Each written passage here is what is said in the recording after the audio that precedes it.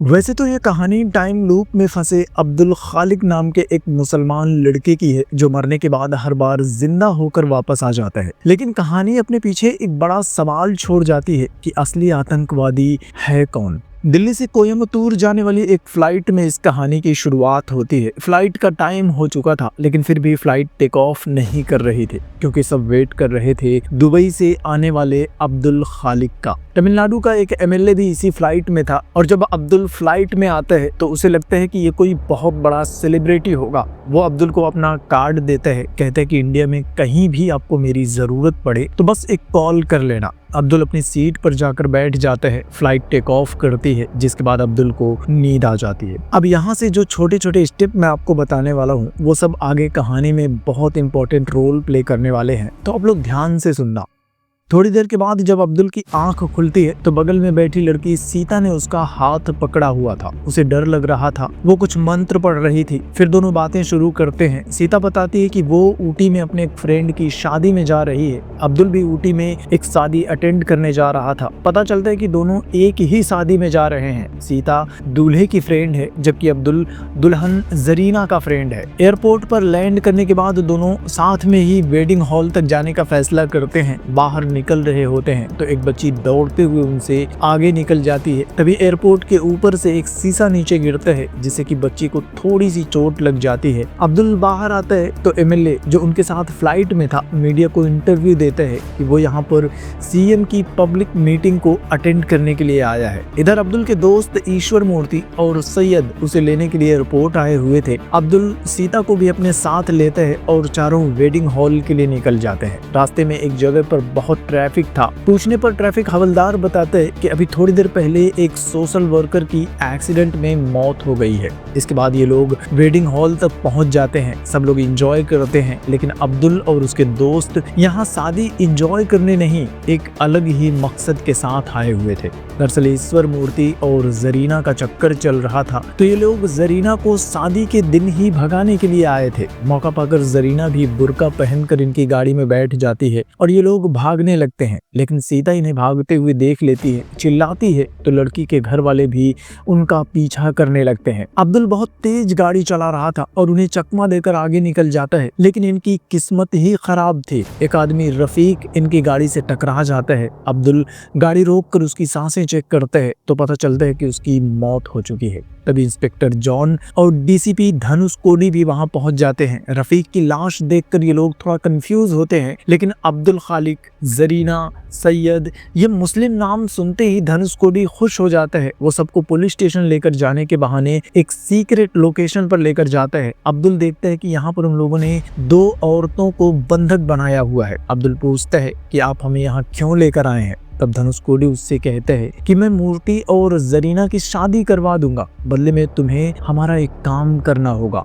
वो फटाफट से अब्दुल के कपड़े चेंज करवाते हैं, उसे मीडिया का आइडेंटिटी कार्ड बना कर देते हैं और इंस्पेक्टर जॉन उसे लेकर सीएम की पब्लिक मीटिंग में चला जाता है। इधर धनुष कोडी के आदमी अब्दुल का फोटो सोशल मीडिया पर इंटेलिजेंस रिपोर्ट में न्यूज में वायरल कर देते हैं। सिर्फ 1 मिनट में ही अब्दुल की आइडेंटिटी दुबई एनआरआई से मोस्ट वांटेड टेररिस्ट में बदल देते हैं। इधर अब्दुल सीएम की पब्लिक मीटिंग में जाता है। जॉन ने एयरबड कान में लगाने के लिए दिया था। दूसरी तरफ से धनुष कोडी उसे इंस्ट्रक्शंस देता है। बैग से गन निकालकर सीएम को शूट करने के लिए कहता है। अब्दुल हिचकिचाता है तो धनुष कोडी मूर्ति को गोली मार देता है। अब्दुल को धमकी देता है कि अगर सीएम को गोली नहीं मारी तो तेरे बाकी दोस्तों को भी मार दूंगा। मजबूर होकर अब्दुल कांपते हुए हाथों से गन निकालता है और जैसे ही गोली सीएम को लगती है पुलिस वाले अब्दुल को घेर लेते हैं और जॉन मौके पर ही अब्दुल का एनकाउंटर कर देता है। लेकिन अब्दुल मरता नहीं, वापस से फिर से उसी फ्लाइट में अब्दुल की आंख खुलती है जब सीता ने डर के मारे उसका हाथ पकड़ा हुआ था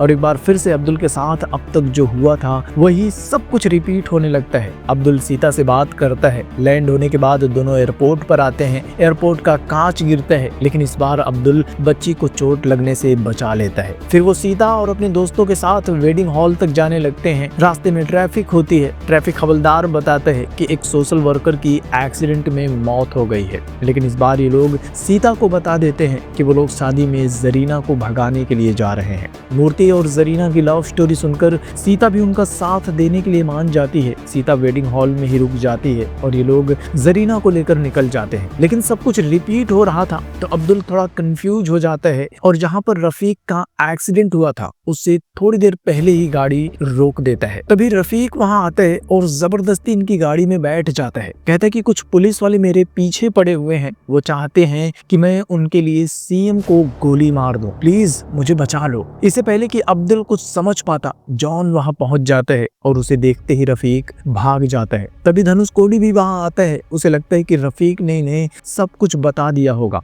तो इस बार धनुषकोडी अब्दुल को गोली मार देता है। फिर से उसी फ्लाइट में उसी टाइम पर अब्दुल की आंख खुलती है जब सीता ने उसका हाथ पकड़ा हुआ था। अब्दुल कंफ्यूज हो जाता है। उसे समझ में नहीं आ रहा था कि आखिर ये सब क्या हो रहा है। इस बार अब्दुल सीता को अवॉइड करता है। सैयद और मूर्ति के साथ वेडिंग हॉल तक जाता है। जरीना को किडनैप करता है। अब्दुल जानबूझकर रास्ता बदल देता है। ये लोग रजिस्ट्रार ऑफिस तक पहुंच जाते हैं। मूर्ति और जरीना की शादी करवा देते हैं। फिर ये लोग रेलवे स्टेशन जाते हैं तो पता चलता है कि पब्लिक मीटिंग में एक मुसलमान आतंकवादी ने सीएम को गोली मार दी है, जिसकी वजह से पूरे शहर में हिंदू मुस्लिम दंगे शुरू हो गए हैं। ट्रेन भी कैंसिल हो जाती है तो ये लोग स्टेशन पर ही फंस जाते हैं। तभी जरीना का भाई वहां आता है। लड़ाई होती है और इस बार जरीना का भाई अब्दुल की गर्दन काट देता है। एक बार फिर से फ्लाइट में अब्दुल की आंख खुलती है। वो अब तक परेशान हो चुका था। एक ही दिन बार बार उसके साथ रिपीट हो रहा था। वो बार बार मरने के बाद फ्लाइट में वापस जिंदा हो रहा था। तो इस बार वो सीता, सैयद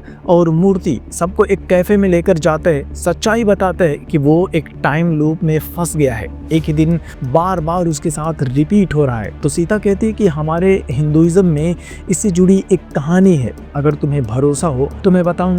अब्दुल कहता है कि हम सब यहाँ एक इंसान ही है, तो तुम धर्म की चिंता मत करो, बस तुम हमें कहानी बताओ। इसके बाद सीता बताती है कि हिंदू धर्म में काल भैरवा को गॉड ऑफ टाइम माना जाता है, जो कि भगवान शिव के ही एक अवतार हैं, और ब्रिटिश रूल से पहले उज्जैन को ही सेंटर ऑफ द अर्थ माना जाता था और उज्जैन के काल भैरवा मंदिर से ही दुनिया भर का टाइम कैलकुलेट किया जाता था। उस समय में टाइम लूप की कई सारी कहानियां हैं, जैसे कि विक्रम बेताल की कहानी, वो भी एक तरह से डे लूप जैसी कहानी है। वैसे ही उज्जैन के एक राजा को भी डे लूप का एहसास हुआ था, लेकिन राजा को एहसास हुआ कि उसके साथ ये जो हो रहा है उसके पीछे एक मकसद है। उसने अपनी प्रजा के लिए एक ब्रिज बनवाई, तब जाके उसे डे लूप से छुटकारा मिला।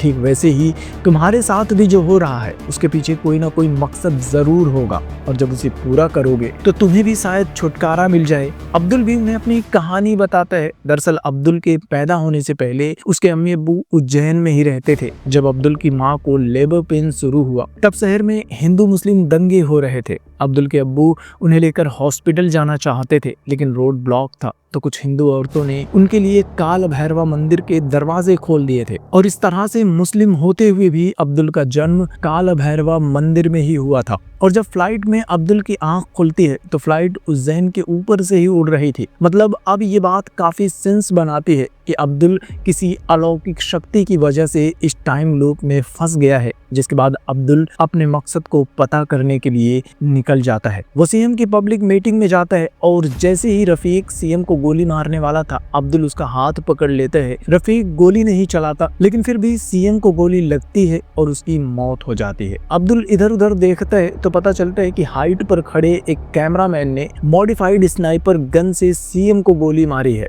अब्दुल समझ जाता है कि रफीक तो बस एक मोहरा है, असली कातिल कोई और ही है। वो रफीक को लेकर साइड में जाता है, पूछता है कि तुम्हें सीएम को मारने के लिए किसने भेजा था। रफीक धनुषकोडी का नाम लेता है, कहता है कि अगर वो सीएम को नहीं मारेगा तो वो लोग उसकी फैमिली को मार देंगे। तभी धनुषकोडी वहां आ जाता है। अब्दुल और उसके बीच में फाइट होने लगती है, जिसमें पहले तो अब्दुल को थोड़ी सी चोट लग जाती है, उसका खून बहने लगता है, लेकिन फिर अब्दुल धनुषकोडी की गन लेकर उसे ही गोली मार देता है। वो अब्दुल के ऊपर गिर जाता है। फिर अब्दुल रफीक के साथ वहां से भागने लगते हैं तो इस बार जॉन उसे गोली मार देता है। एक बार फिर से फ्लाइट में अब्दुल की आंख खुलती है, लेकिन इस बार अब्दुल सारे इंसिडेंट्स को अवॉइड करता है और जैसे ही कैमरामैन यानी कि वो स्नाइपर सीएम को गोली मारकर वहां से भागता है तो अब्दुल चुपचाप उसका पीछा करता है। स्नाइपर पास में ही मस्तान के गोडाउन में जाता है, अब्दुल भी पीछे पीछे गोडाउन में जाता है तो देखते हैं कि मस्तान के कुछ आदमी हिंदू बनकर और कुछ आदमी मुसलमान बनकर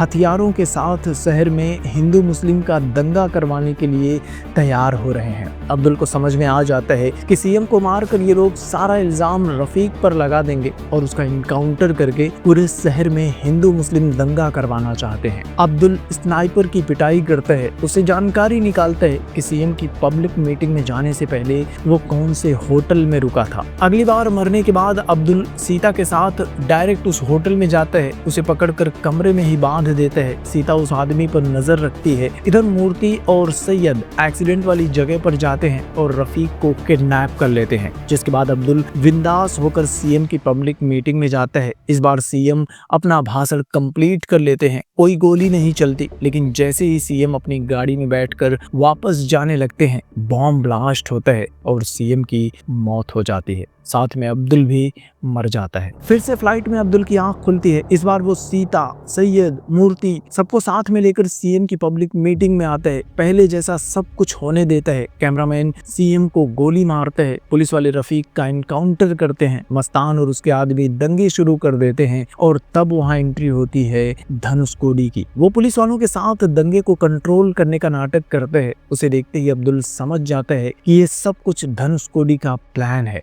वो अपनी भावनाओं को कंट्रोल नहीं कर पाता। वो धनुषकोडी के पास जाता है, उसकी गन छीन लेता है, उससे पूछता है कि आखिर तुम चाहते क्या हो? तुमने एक मासूम मुसलमान लड़के को दुनिया की नजरों में आतंकवादी बना दिया और अब तुम्हारी वजह से पूरे राज्य में दंगे हो रहे हैं। न जाने कितने मासूम लोग मारे जाएंगे। अपनी गंदी राजनीति के लिए तुम कब तक मुसलमानों को बदनाम करते रहोगे? लेकिन अब मैं तुझे नहीं छोड़ूंगा, तुझे मारकर इस दंगे को रोक दूंगा। धनुषकोडी कहते कि तू है कौन? दंगे तो शुरू हो चुके हैं, लोग मर रहे हैं, तू अब मुझे मार के भी क्या बदल सकता है? तब अब्दुल कहता है कि तुझे नहीं लेकिन खुद को मारूंगा तो सब कुछ बदल दूंगा, और वो खुद को गोली मार देता है। लेकिन अब्दुल को अंदाजा भी नहीं था कि धनुषकोडी को अपना राज बताकर उसने कितनी बड़ी गलती कर दी है। अब आगे उसके साथ क्या क्या होने वाला है, क्योंकि जैसे ही अब्दुल मरता है धनुषकोडी भी होटल के कमरे में चौंक कर उठ जाता है। अब्दुल के जैसे उसके लिए भी ये दिन रीसेट हो जाता है। लेकिन ऐसा कैसे? तो याद है जब पहली बार अब्दुल और धनुषकोडी के बीच में फाइट हुई थी, अब्दुल घायल था और उसने धनुषकोडी को गोली मार दी थी, तब वो अब्दुल के ऊपर ही गिर गया था, जिसके बाद अब्दुल और धनुषकोडी दोनों के खून आपस में मिक्स हो गए थे और उस मोमेंट के बाद से धनुषकोडी भी अब्दुल की तरह ही टाइम लूप में फंस गया था। जब जब अब्दुल मरता था हर बार धनुषकोडी के लिए भी टाइम रीसेट हो जाता है। वो हर बार अपने होटल के कमरे में चौंक कर उठ जाता था। अब तक धनुषकोडी को भी नहीं पता था कि उसके साथ ये क्या हो रहा है, क्यों हो रहा है, लेकिन अब अब्दुल ने खुद ही उसे बता दिया था। तो अब धनुषकोडी को भी पता था कि ये सब कुछ अब्दुल की वजह से हो रहा है और अगर उसे अपने प्लान में कामयाब होना है, उसे सीएम को मारना है, तो उसे अब्दुल को मरने से रोकना होगा। इधर धनुषकोडी के प्लान से अनजान अब्दुल उस सीक्रेट लोकेशन पर जाता है। यहाँ पर धनुषकोडी ने रफीक की माँ और उसकी बहन को बंदी बनाया हुआ था। वो धनुषकोडी के आदमियों से फाइट करता है और फाइनली उन दोनों को छुड़ा लेता है। रास्ते में अब्दुल रफीक की माँ को अपना फोन देता है और अब तक उनके साथ जो भी हुआ था सब रिकॉर्ड करने के लिए कहता है। रफीक की माँ बताती है कि 1998 के ब्लास्ट केस में रफीक के अब्बू को भी पुलिस वालों ने झूठे इल्जाम लगाकर अरेस्ट कर लिया था। सबूत नहीं मिला था तो वो छूट गए, लेकिन पुलिस वालों ने उनका पीछा नहीं छोड़ा, उनके मरने तक उन्हें परेशान करते रहे। उसकी वजह से रफीक को भी कोई ढंग की जॉब नहीं मिल रही थी। तो रफीक विदेश में जाकर नौकरी करने के बारे में सोच रहा था। उसने पासपोर्ट के लिए अप्लाई किया था। पासपोर्ट वेरिफिकेशन के लिए पुलिस वाले आए थे और उसे लेकर चले गए थे। उसके ऊपर भी आतंकवादी होने का इल्जाम लगा दिया और उन दोनों को भी उनके घर से किडनैप करके बंदी बनाकर रखा था। अब्दुल उन दोनों को लेकर उसी एक्सीडेंट वाली जगह पर जाता है जहां पर वो पहली बार रफीक से मिला था, लेकिन इस बार वहां रफीक नहीं, वो स्नाइपर आ जाता है। अब्दुल उसे बचकर भागने की कोशिश करता है, लेकिन स्नाइपर अब्दुल को मार देता है। दिन फिर से रीसेट हो जाता है। इस बार अब्दुल स्नाइपर को पकड़ने के लिए होटल जाता है तो स्नाइपर ने अपना कमरा ही बदल लिया था और इस बार रफीक उसे गोली मार देता है। दिन फिर से रीसेट हो जाता है। अब्दुल सीएम की पब्लिक मीटिंग में जाता है तो इस बार सीएम अपना भाषण पूरा करके वापस जाने लगता है तो पब्लिक के बीच में बॉम्ब ब्लास्ट हो जाता है। अब्दुल को कुछ समझ में ही नहीं आ रहा था कि आखिर उसके साथ ये क्या हो रहा है, सब कुछ उल्टा पुल्टा क्यों हो रहा है। तब धनुष कोडी उसके पास आता है, उसे बताता है कि वो भी उसकी तरह ही टाइम लूप में फंस गया है। वो अब्दुल को धमकी देता है कि अगर तुमने मुझे रोकने की कोशिश की तो मैं हर बार अपना प्लान बदल दूंगा, तुम्हारे दोस्तों को, तुम्हारी फैमिली को, सबको मार दूंगा, इसलिए दोबारा मुझे रोकने की कोशिश मत करना। और फिर वो अब्दुल को गोली मार देता है। दिन रीसेट होते ही अब्दुल फिर से अपने दोस्तों और सीता को सब कुछ समझाते हैं। वो सब सोचने लगते हैं कि आखिर सीएम को मारना कौन चाहता है। तो अब्दुल को उसी एमएलए की याद आती है जिसने उसे फ्लाइट में अपना कार्ड दिया था। अब्दुल उसे कॉल करके सीएम के बेटे के साथ मीटिंग फिक्स करने के लिए कहते हैं और उसकी हेल्प से अब्दुल सीता और मूर्ति के साथ सीएम के बेटे मुगिलन से मिलने के लिए जाता है। उसे बताता है कि आज की पब्लिक मीटिंग में सीएम का मर्डर होने वाला है, लेकिन अब्दुल के पास कोई खास प्रूफ नहीं था तो मुलिगन उसकी बातों पर ध्यान नहीं देता। कहते हैं कि सीएम को मारने की ऐसी धमकियां आती रहती हैं और वहां से चला जाता है। जिसके बाद सीएम का एक खास आदमी प्रताप उनसे बात करता है। कहता है कि यहाँ बहुत ज्यादा लोग हैं तो चलो कहीं अकेले में बात करते हैं। वो अब्दुल और उसके साथियों को लेकर एक सुनसान जगह पर जाते हैं, उसे कुर्सी पर बांध देते हैं। पता चलता है कि प्रताप ही इस पूरे प्लान का मास्टरमाइंड है। दरअसल प्रताप सीएम बनना चाहता था, लेकिन करंट सीएम अपने बाद अपने बेटे को सीएम बनाना चाहता था और इसीलिए प्रताप ने धनुष कोडी के साथ मिलकर सीएम को मारने का प्लान बनाया था, क्योंकि करंट सीएम के मरने पर ही प्रताप सीएम बन सकता है। बदले में धनुष कोडी को पैसा और प्रमोशन मिलने वाला था। प्रताप ने धनुष कोडी के अलावा अपने दोस्त सोशल वर्कर थमन को अपना प्लान बताया था, लेकिन थमन ने प्रताप का साथ देने से मना कर दिया था और अब प्रताप को लग रहा था कि अब्दुल असल में थमन का आदमी है। वो अब्दुल से पूछता है कि थमन ने तुझे और क्या बताया है। तो अब्दुल कहता है कि मैं किसी थमन को नहीं जानता, लेकिन अब्दुल को लगता है कि उसने ये नाम पहले भी कहीं सुना हुआ है और उसे याद आता है कि यहाँ उसी सोशल वर्कर थमन की बात हो रही है आज सुबह एक्सीडेंट में जिसकी मौत हुई थी। और अब अब्दुल को समझ में आ जाता है कि अगर उसे सीएम को बचाना है तो उसे थमन को भी बचाना होगा। और जैसे ही प्रताप अब्दुल को मारता है, अब्दुल फिर से फ्लाइट में जिंदा हो जाता है और इस बार अब्दुल एयरपोर्ट से सीधा उस सोशल वर्कर थमन को बचाने के लिए आता है, लेकिन उसके पहुंचने से पहले ही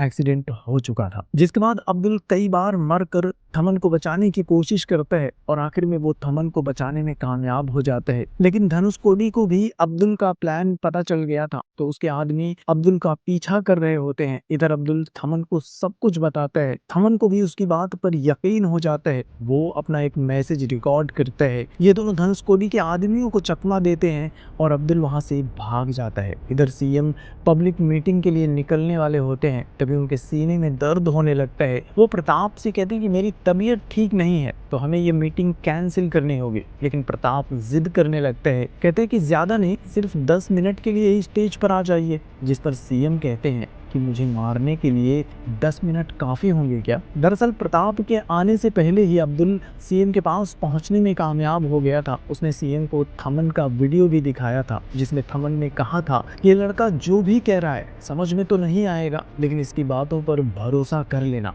तुम अपनी पब्लिक मीटिंग कैंसिल कर देना। लेकिन सीएम को यकीन नहीं था कि प्रताप उसे मारने का प्लान कर रहा है, क्योंकि प्रताप और वो पिछले 30 सालों से एक साथ थे। तो अब्दुल कहते हैं कि आप प्रताप के सामने पब्लिक मीटिंग कैंसिल करने के लिए बोल देना, फिर आपको समझ में आ जाएगा। तभी धनुष कोडी भी वहां आ जाता है। वो प्रताप से कहते हैं कि सीएम पब्लिक मीटिंग में मरे या फिर यहाँ मरे, क्या फर्क पड़ता है, हम सीएम को मारकर इल्जाम इस अब्दुल पर लगा देंगे। वो सीएम को गोली मारता है, लेकिन अब्दुल बीच में आकर सीएम की जान बचा लेता है। बाकी सीएम के बॉडीगार्ड्स प्रताप और धनुष कोडी को निपटा देते हैं। इस बार अब्दुल की आंख खुलती है तब वो फ्लाइट में नहीं, हॉस्पिटल में होता है। वो टाइम लूप से बाहर आ चुका था। सीएम भी हॉस्पिटल में उससे मिलने के लिए आता है। अब्दुल के पूछने पर बताता है कि पब्लिक मीटिंग नहीं, प्रताप की शोक सभा का आयोजन किया गया था। अब्दुल कहते हैं कि प्रताप तो विलन था, आप उसे हीरो कैसे बना सकते हैं? तो सीएन कहता है कि यही तो पॉलिटिक्स है, कभी कभी विलन को भी हीरो बनाना पड़ता है।